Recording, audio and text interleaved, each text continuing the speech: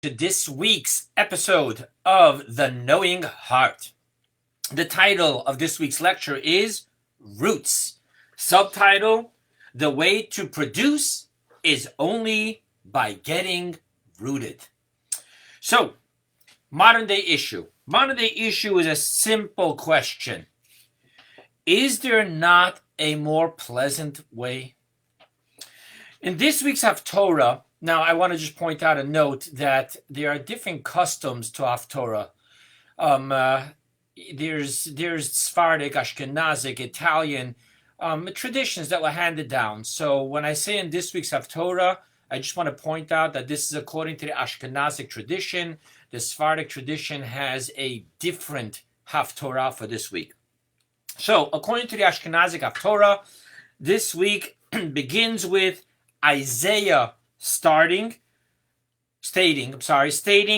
those who came, who Jacob caused to take root, Israel flourished and blossomed, and they filled the face of the world with fruitage. Which is directly connected with the opening verse of our Torah portion, which says, and these are the names of the sons of Israel who came to Egypt. What's the connection? The connection is meaning that Jacob caused to take root is specifically talking of Jacob bringing us into exile, into Egypt. And these are the names of the sons of Israel who came to Egypt. Okay, what is Isaiah telling us? Isaiah is telling us that by the Israel flourished and blossomed and they filled the face of the world with fruitage is only because Jacob caused to take root, which we now know to mean sons of Israel who came to Egypt, meaning precisely the difficult experiences of exile. So now what Isaiah is telling us that it is only through the fact that we were rooted in exile that we therefore were able to produce fruitage. Hence the question, why? Is there not a more pleasant way to flourish, blossom, and fill the face of the world with fruitage?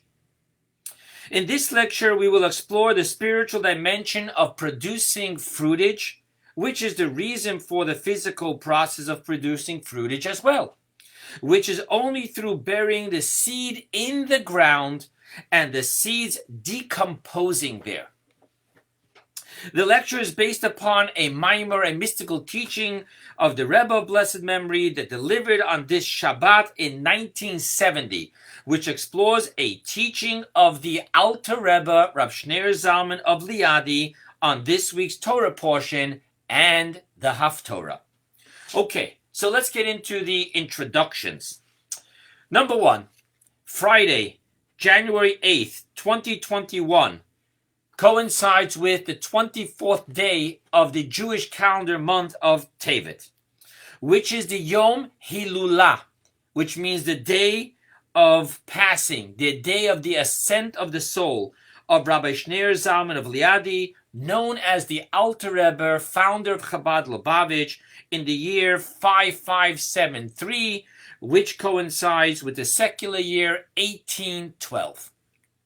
The Rebbe commemorated this by focusing his mimer on a teaching of the Alter Rebbe and mentioned so in the beginning of the discourse. So, besides everything else, the Rebbe is also in this mimer commemorating the life of the Alter Rebbe, his great-great-great-great-great-great-grandfather, the founder of Chabad Lubavitch.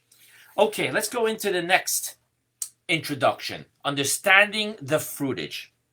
What is clear from the story of the Jewish people is, and I quote to you from Deuteronomy, with 70 souls your forefathers descended to Egypt, and now the Lord your God has made us as the stars of heaven in abundance. And because this is an integral part of our story, we recite this in the Haggadah at our Passover Seder, celebrating the birth of our people, of how in Egypt we went from being 70 strong to like the stars in the heaven. The deeper message of the verse is that And now the Lord your God has made you as the stars of heaven in abundance from a mere with 70 souls, is only because of your forefathers descended into Egypt. This too is taught in the very opening of our Torah portion, that immediately after our coming to Egypt, the children, I quote you a verse, the children of Israel were fruitful and swarmed and increased and became very, very strong, and the land became filled with them. So right in the beginning of our Torah portion, when we begin speaking of the exile of the Jewish people in Egypt, the first thing we mentioned is that as soon as we were rooted into exile, we started producing, reproducing in an unprecedented number and speed. Thus, we are being told over and over again that the mass fruitfulness is only because of our descending into the turmoil and oppression of exile, which demands of us to ask, why? Why does it have to be that way? The next introduction is about Jacob's two names. So Jacob was named at birth Jacob, Yaakov, and only later is his name changed, an additional name, Yisrael, Israel. So, another question to be asked on the opening verse of the Haftorah in Isaiah is why the switch of names? Let's pay careful attention to the verse. Those who came, whom Jacob caused to take root, Israel flourished and blossomed, and they filled the face of the world with fruitage. So Isaiah switches the name. He starts off with talking about Jacob, and then in the same verse, he refers to us as Israel. And this can't be because the opening speaks of being in exile, hence the lower name of Jacob, because the word Jacob is from the word Akev, which means heel. And only in the prosperity does the verse use the name Yisrael, from the words Li Rosh, unto me a head, a sign of prosperity. Because why can't we say that? That seems to be a beautiful answer. Because in the Torah portions verse, it states, and these are the names of the sons of Israel who came to Egypt. Hence, you see that the verse uses the name Israel when talking about our descending into exile, Egypt. Thus, we must say that Isaiah would have followed the same path. So we cannot say that he uses the name Jacob because he's talking about being rooted, being in exile, because the verse doesn't do that. It uses the name Israel. Even more so, being that the opening of the verse, rooted, Jacob, is the cause of the second half of the verse, fruitful, Israel, hence we must say, according to mystical teachings, that there is an overwhelming advantage to the name Jacob over the name Israel, which is why specifically only through the experience of Jacob can we reach any higher dimension of Israel and fruitage. And so too we find in the mystical teaching upon the verse. And here's another verse from Isaiah, not from the Haftorah, different chapter. And now, so said the Lord, your creator, O Jacob, and the one who formed you, O Israel. Interesting. So here again, Isaiah uses both names, Jacob and Israel. When he talks about creating, he uses the word Jacob. When he talks about forming, he talks about the word Israel. Now that is interesting. Why? Because in the realm of the spiritual worlds, the world of creation, Olam Habriya, is higher than the world of formation, Olam HaYetzirah. And this is practically understood since creation means creatio ex nihilo, as it says, as the words in Latin, which means something out of nothing, while formation means creating something, forming, not creating, forming something out of something. Hence, in our prayers, in the blessing of the Shema, we state, and I quote, he forms light and creates darkness. Why? For in the realm of divinity, light is a lower level of only expression and revelation, while darkness is a transcendence beyond expression and revelation. Rather, it speaks of the essence, as in the verse, I quote to you from the book of Psalms, he made darkness his essence, his hiding place about him. Hence, we see that the world of creation is higher than the world of formation. Now we understand that Isaiah uses the name Jacob when it talks about the higher realm of creation, and uses the name Israel when he talks about the lower realm of formation. Hence, once again, we see that the name Jacob has an advantage, an extreme advantage over the name of Israel. Now, how can this be that Jacob is the name of advantage over the name of Israel? Let's talk about the origin of the names. The name Jacob was given because of, I quote to you the verse that speaks of his birth and naming in Genesis, and his, Jacob's, hand was grasping Esau, the older twin's, heel. And he named him, Isaac named him Jacob. Why? The word Yaakov comes from the root okav, which means heel. Even more so, the name Jacob presents a spiritual state in which Jacob can descend into the corrupt ways of Esau. As the verse states, after Jacob stole the blessing from Esau by tricking his father, and Esau asks his father, and I quote, and he, Esau, said to Isaac, is it for this reason that he was named Jacob, Yaakov? For he, Jacob, has deceived me twice. Now the word deceived is v'ya'akvuni, like tripping with the heel. Hence we see that the name Jacob represents us being in a lower state, not in a state of advantage. While on the other hand, the name Israel, Yisrael, is because of, let's look in the verse to see why he was given the name Israel. I quote you from the verse in Genesis, after he won his fight with the angel of Esau, and the angel said, and he said, your name shall no longer be called Jacob, but Israel. Here's the reason.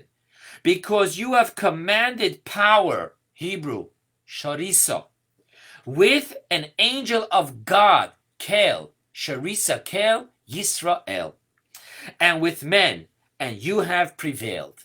Hence, the name Israel is not only of Jacob ascending and commanding power over Esau, but even over the angel of Esau. So obviously Israel is the name of advantage. Thus, how can we accord such advantage to the name Jacob over the name Israel, implying that only through Jacob does Israel receive such fruitage? What is Isaiah telling us? Okay, let us begin the lecture. As always, I'm going to begin by listing the mystical concepts we're going to discuss before we come around back to the modern day issue and see how this practically can change our lives. Number one, understanding the process of rooting physically. Number two, understanding the process of rooting spiritually. Number three, Jew over Torah. Number four, only when rooted. And then finally, number five, only in Egypt. And let the amazement of Hasidus begin. Understanding the process of rooting physically. Let us understand this by first looking into the physical process of rooting, which is like planting, from which grows a magnitude of produce. When it comes to planting, we use seeds, which in themselves have no taste, fragrance, and are in themselves not food. Well, let's just, point out that if we were to plant the actual flesh of the fruit, the food, nothing would grow.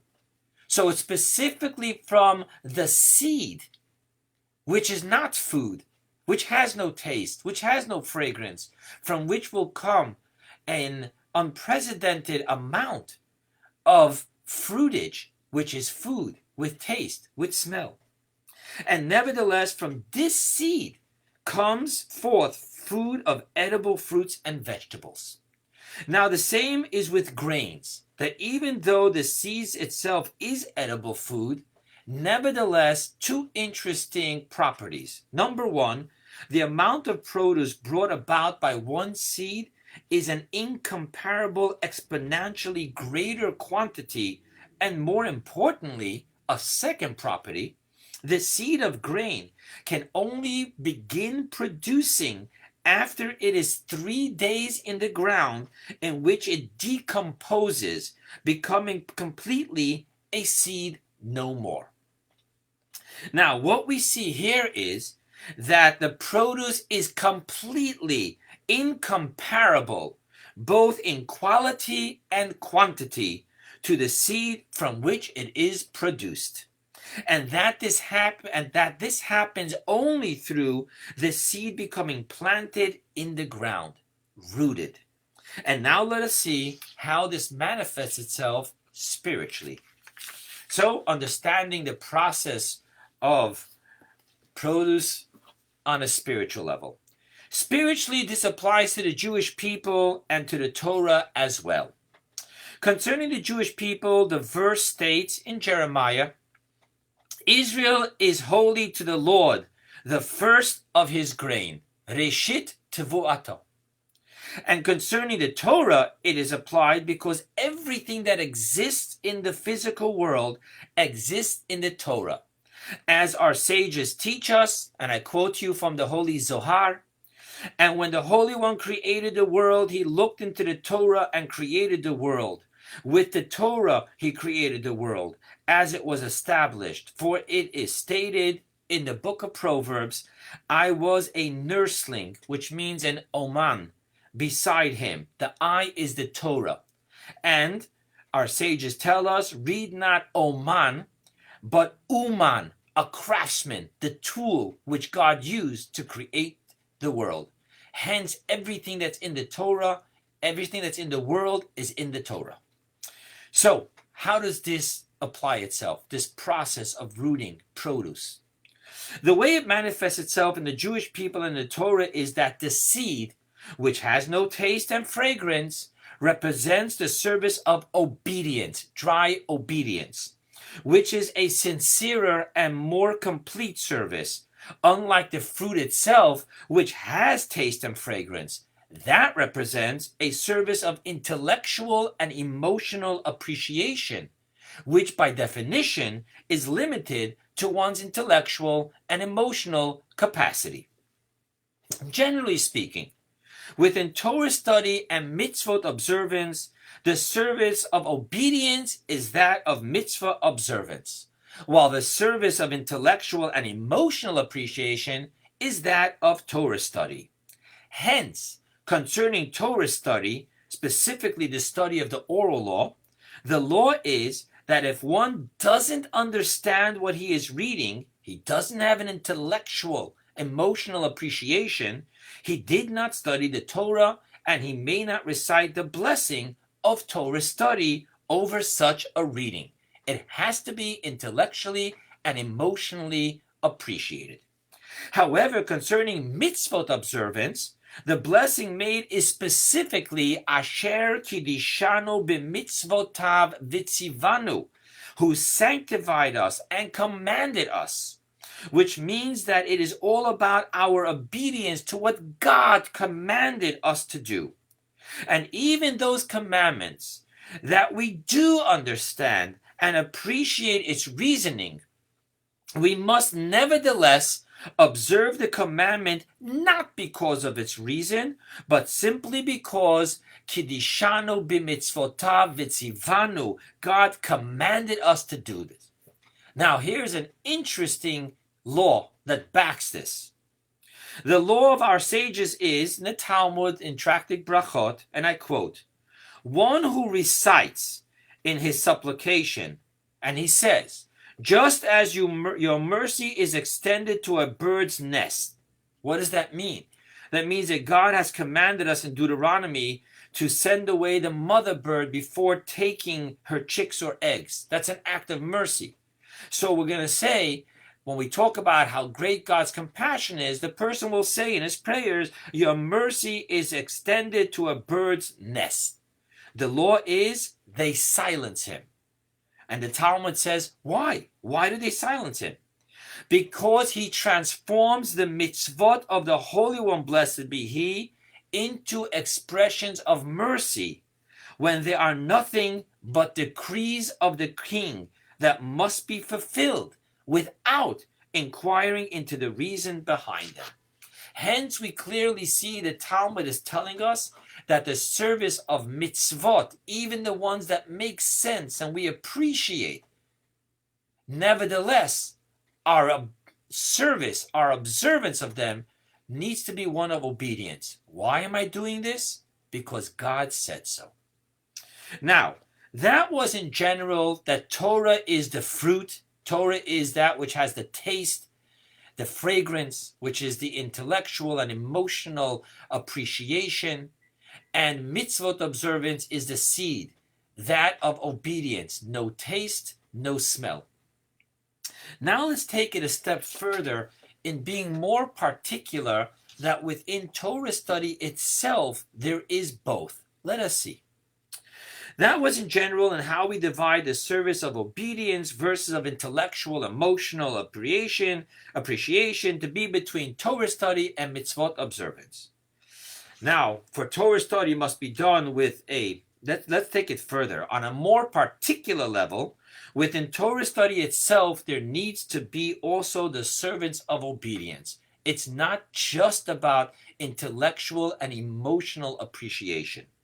For the Torah study must be done with a fear of God. We need to learn Torah with Yirat Shamayim. As was stated at Mount Sinai, when we received and accepted the Torah, we said, and they said, I quote you the verse in Exodus, all that the Lord spoke, we will do, obedience, and we will hear, intellectually understand and appreciate. Hence, we see not only are we committing to do the Torah with obedience, do, and with intellectual, emotional appreciation, hear, but we even set precedents that the foundation is the na'aseh, the obedience.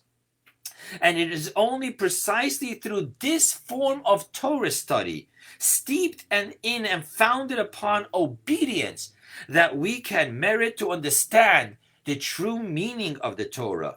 Just as all the produce comes specifically through the taste list and fragrant list, representing that this is the service of obedience, the seed. So even the study of Torah, for the human finite mind to truly be able to align and understand the divine, infinite wisdom and will of God, it can only be by studying with a humility, a fear of God, and an obedience. Hence our sages teach, and I'm going to quote to you an interesting teaching from the Talmud. Upon the verse in Proverbs. The verse in Proverbs, King Solomon says, the innocence of the upright leads them. Now here's a story as I quoted to you from the Talmud. A heretic saw that Rava, famous sage from the Talmud, was immersed in studying the Jewish law. He was sitting on his fingers, and he didn't really realize that as his fingers were beneath his legs and he was squeezing them, that his fingers were spurting blood. Rava didn't notice. He was so engrossed in his studying. Now the heretic said to Rava, you impulsive nation, who accorded precedence to your mouths over your ears, you still bear your impulsiveness as you act without thinking. You should listen first. Then, if you are capable of fulfilling the commandments, you accept them. And if not, do not accept them. That's what the heretic said to Rava. Rava responds to him. Again, he quotes to you. He said to him, about us who proceed wholeheartedly, with integrity and obedience, it is written, the integrity of the upright will guide them. Whereas about those people who walk in deceit, it is written at the end of the very same verse, and the perversiveness of the faithless, only relying on intellect, the perverseness of the faithless will destroy them. Hence, you see clearly the Talmud said, of course we need to understand intellectually and emotionally, but what leads us to align ourselves to understand the infinite wisdom and will of God is specifically the integrity of our obedience, our faith with which we learn Torah, fear of heaven. Now we understand why the verse in Isaiah talks of the rooting specifically with the name Jacob, which is the name that has the advantage over and is the reason for bringing about fruitage to Israel. Why? For, as we explained, Jacob represents the heel, Akev, Yaakov, Akev, which represents the integrity service of obedience, which is precisely the only type of service, hence in mitzvah observant, and hence in Torah study, that brings forth incomparable quantity and quality of produce. And so too we understand that it is through being rooted in Egypt, in which we descend into the service of obedience in the opaque environment of exile, that we bring out within ourselves the deeper fruitage. As the verse states, I quote you from Exodus, when you take the people out of Egypt, you will worship God on this mountain. Hence, it is only through first descending into Egypt that the Jewish people became prepared for, that when they leave Egypt, to receive the Torah from God at Mount Sinai. Hence, through the rooting of Jacob in Egypt, we become the Israel that accepts and receives and connects with the Torah from God. Now, let's go to the next interesting concept, Jew over Torah. What is this saying? Let us now take a far deeper and more mystical look into why it is that it is only specifically through the, let's go back to the verse, whom Jacob caused to take root, that we have Israel flourished and blossomed, and they filled the face of the world with fruitage. Let's take a deeper look into this. Let us explore the teaching of the Alter Rebbe.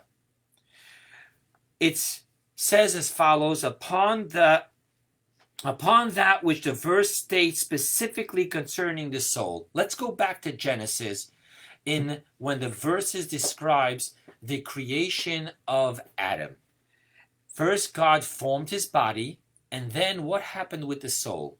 I quote, and he breathed into his nostrils a soul of life. God breathed into the nostrils of Adam a soul of life. Now, let's be specific here. All other creations were brought about not and God breathed, but the verse continuously says, and God said, let there be light. And God said, and God said. There's the utterances, the 10 utterances.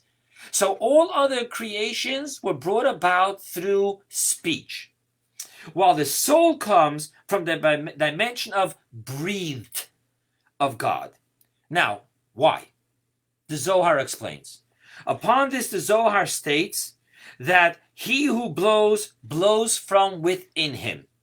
Upon which the Alter Rebbe explains this Zohar to mean in Tanya, in this founding book of Tanya, the founding book of Chabad philosophy, and I quote to you, that is to say, that means when he says breathe, and the Zohar says that he who breathes blows from within him, that means to say from his inwardness and his innermost being, for it is of his inward and innermost vitality that a man emits through blowing with force.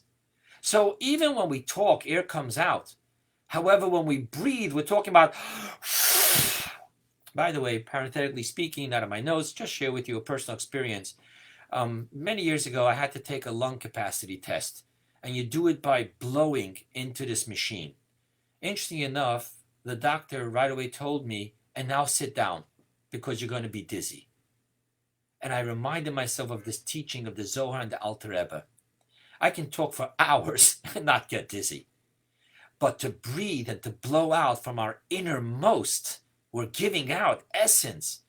We get dizzy and we need to kind of rejuvenate, recompose ourselves. So let's go further. The meaning behind this teaching is that while all of creation is from the external breath of the speech of God, which is processed through the great tzimtzum, that's the Hebrew word for contraction of creation. However, the soul is not through the process of creation. Rather, I quote to you from Tanya, once again, chapter 2, truly a piece of God above, not a ray, not an expression, not a revelation, a piece of God. Hence, the verse says, and he breathed, which the Alter Rebbe explains as from his innermost, inward vitality. So too, the Torah is primordial. Okay, so we just finished explaining that the soul is primordial. It comes from pre-tzimtzum, from the essence. How about Torah? Let's see that the Torah is also primordial and was not processed through the great tzimtzum.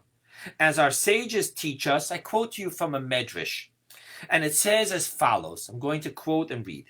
In the beginning of God's creating, and then it goes on further, and it says, 7 things were preceded the creation of the world. 7 things were primordial. I just do want to point out to you that in the text of the Medrash that we have, it says 6.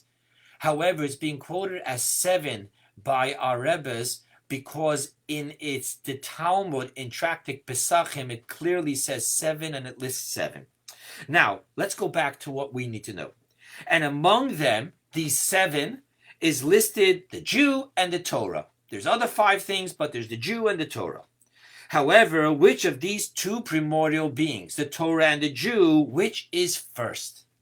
Concerning this, our sages continue on in this teaching, and I quote to you, Rabbi Huna, famous sage, and Rabbi Jeremiah, famous sage, on behalf of Rabbi Shmuel bar Rabbi Yitzchak, Rabbi Shmuel, the son of Rabbi Yitzchak, another famous sage, said, and now let's quote it, the thought of God's thought, of hence the existence of Israel, God's thought of Israel, which brought Israel into existence, the soul, preceded all.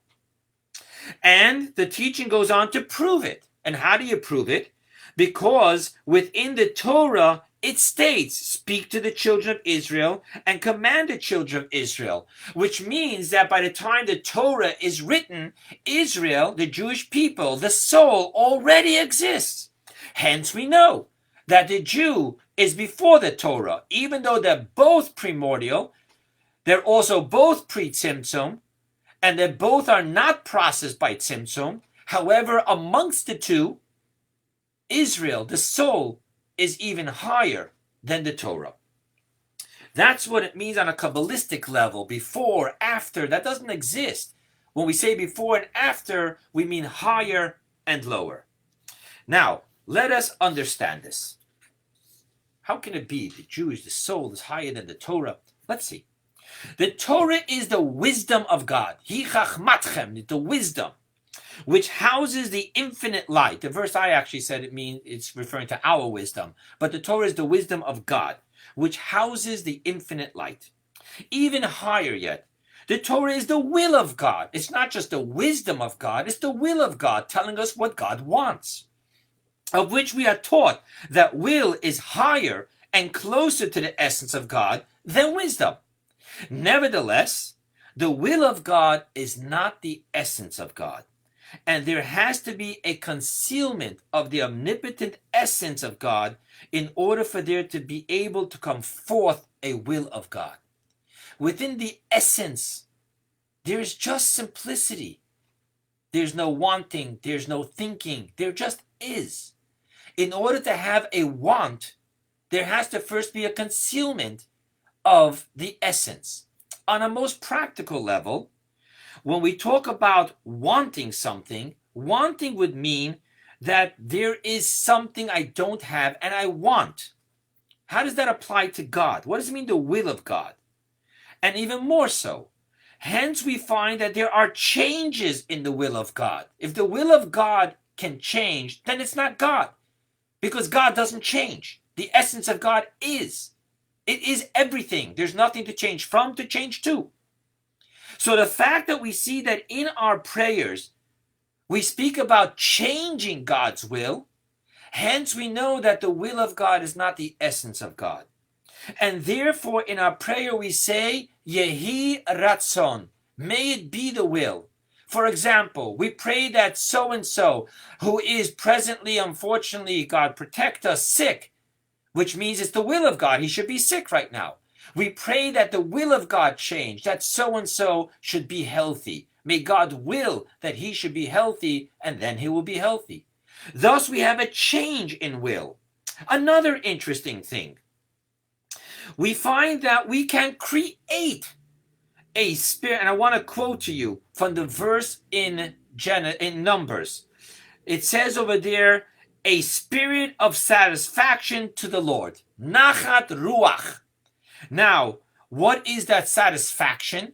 So Rashi comments that I spoke and my will was carried out, which in itself needs to be understood. For wanting is based on lacking. That means God wants us to do something that wasn't there prior, and now he wants us to do it, and hence it will be there. Hence God will have a spirit of satisfaction within his will that he said and we did.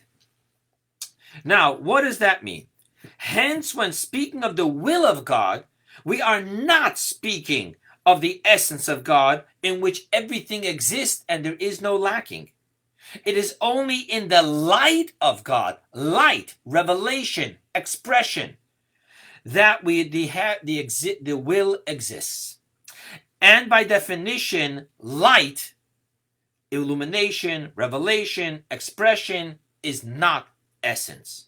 And even more so, in order for any specific revelation existence of light to be able to exist, there first needs to be a contraction and a concealment of the essence, so to speak. You can never have a contraction of the essence, but only when the essence allows itself to hide can there be any existence of a revelation of light. Hence, even the primordial Torah, which the will and the wisdom of God, is a primordial light. Wisdom, will, light, and not the essence. By the way, I just bring a footnote, which is our sages tell us that before the creation, there was he and his name. And name is defined in Kabbalah as or, light, infinite light, and defined as ratzon, will. So you see that primordially there was the essence and there was the light. Torah, as a primordial being, is the primordial being of light. Now, the will of God concerning the Torah is that through our carrying out God's will in the physical world with physical objects, remember the angels fought with Moses? Why? Why are you giving the earth, your Torah to the earth, people imperfect, full of faults? Why don't you give it to the perfect angels? And God said no. God told Moses to answer. And the point is that God wants the Torah not to be spiritual. He wants the Torah to be in the physical world, done with physical objects. We refine and elevate the fallen sparks. I have a link in my notes, which I'm going to post in the description, that explains what the fallen sparks are, and transforms the physical jungle into the ultimate abode of God. And this service of refinement is through the wisdom of God, Torah, as it is stated, again quote from the Holy Zohar, and with wisdom are they extracted, elevated. And wisdom is connected to will, as wisdom is the evolution of will. What does that mean? In order to be able to figure out how to fulfill the will. Hence, even though the Torah is the primordial and is of the highest order, the will of God, which is completely one with God, nevertheless, it is not the essence of God. It is a mission. Now, not so concerning the Jew, the soul. the godly soul which God breathed into his nostrils, of which we quoted the Zohar, he who blows, blows from within him, which is defined as, by the Alter Rebbe, that is to say, from his inwardness and his innermost being. Thus we quoted the Tanya, defining the godly soul as truly a piece, innermost, inward essence of God above. Not an infinite light of God, but rather truly a piece of God himself, meaning a piece of the essence of God. What we now understand is that the godly soul of the Jew is even higher than the Torah, and that it is through the Torah that the Jew then fulfills the will of God, of the service of refinement, which creates the, as I said before, a spirit of satisfaction to the Lord, that I spoke and my will was carried out.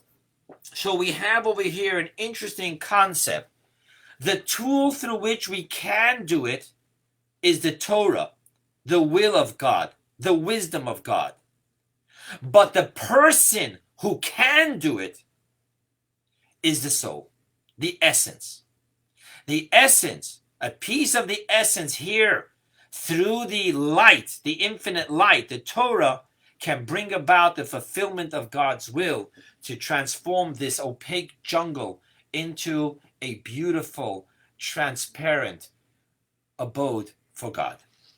However, what we don't understand yet is, why is it that Israel needs to be rooted in Egypt and all other exiles that are called Egypt in order to fulfill the will of God, that through the Jew living the Torah life to be able to happen? What would be wrong with doing the Torah and mitzvot in the beautiful King Solomon days? No exile, no suffering, total full moon, which Kabbalistically means full revelation of the sovereignty of God. So we go to the next concept, only when rooted. To understand this, let us understand the emphasis upon, and he, God, breathed into his nostrils a soul of life. We quoted previously from the Tanya, and again I want to quote it. That is to say, from his inwardness and his inward and innermost being, for it is his inward and innermost vitality that a man emits through blowing with force. So previously when I quoted this, we were focusing on the words inwardmost, inner. Now I want to pay attention to the emphasis of with force. The emphasis here is that the breathe of the breathe of is of normal breathing, but is not of normal breathing, but rather to breathe out with force, to blow. And in order to understand this emphasis, why the with force? The Alter Rebbe goes on in the teaching to explain with a metaphor. In the teachings of Kabbalah and Hasidus, we speak of two forms of light, the direct light and the rebound light, or yashar and or choser. Now, the direct light is the light that shines from above to below. For example, the simple shine of sunlight from the sun upon the earth. The rebound light is when the sunlight rebounds off the earth, shining back upward. This is the reason, by the way, just a little bit of science, this is the reason why the lower atmosphere upon earth is warmer than the middle atmosphere of earth. So you have the lower atmosphere, the middle atmosphere, the higher atmosphere. Interesting enough, the lower atmosphere is warmer than the higher atmosphere, as you know. Now, the middle atmosphere. Now, the reason is it shouldn't be that way. The middle is closer to the sun, hence should be warmer. But the answer is because specifically the lower atmosphere receives the double dose, the direct light and the most powerful part of the rebound light. While when the rebound light gets to the middle atmosphere, it has already weakened and cooled off. Now we understand the power of the rebound light. Simply see how a ball bounces off a wall when thrown forcefully, in which the stronger the force with which the ball is thrown, the stronger the force and reach of the rebound. So too it is with the teachings upon the infinite light of God, in which the rebound light has a deeper reach and higher definition than that of the direct light. So now we understand that the rebound, that which comes from beneath, from here up to God, is even greater than the shine, the light that comes from above, the infinite light shining down upon us. Now let us return to the emphasis of he breathed a soul of light into his nostrils, meaning specifically with force. The essence of God, truly a piece of God above, is specifically actualized only when the soul is breathed with force into the lower realm of creation, being the physical world into a physical body, which is an Egypt, a Mitzrayim, a constraint, an oppression upon the soul, an exile experience for the godly soul, as it is now being constrained and under the oppression of the opaqueness of the body's needs and drives, and of the rat race, self-centered paradigm of civilizations. In other words, the soul's being a piece of the essence of God is henceforth only experienced not when it's in heaven, but when it is rooted within the realm of the Egypt blockage and challenges in which the godly soul, Israel, head, God conscious, love and awe, must, because it's in a state of exile, it must embody its lower dimension of Jacob, heel, no spiritual feelings or consciousness, service of dry obedience. And it is only through this that the soul can then, only through this, meaning only through getting rooted into Egypt, being blown with force, embedded within the exile, that the Israel flourished and blossomed, and they filled the face of the world with fruitage. Because only there, where we have the full impact of God breathed with force, can we then bring about the fruitage. The power of the rebound light, by overcoming the blockages and the struggles of exile, reaching into the soul's core being, truly a piece, essence of God above. In closing, becoming a hero. In closing, Bob Riley, the 52nd governor of Alabama, said, and I quote to you, "It is during the hard times when the hero within us is revealed." And with this quote, let us return to the opening modern day practical issue that we set out to understand. Is there not a more pleasant way? Yes, there most definitely is a more pleasant way, which is the way of the direct light, living but in the blissfulness of serving God on Easy Street. However, without being rooted in Egypt, we would never be able to fully experience who we are, truly a piece of God himself. His very essence blesses us with the heart away. That's why God does that, so that we may become the truest heroes of God's story. Thank you.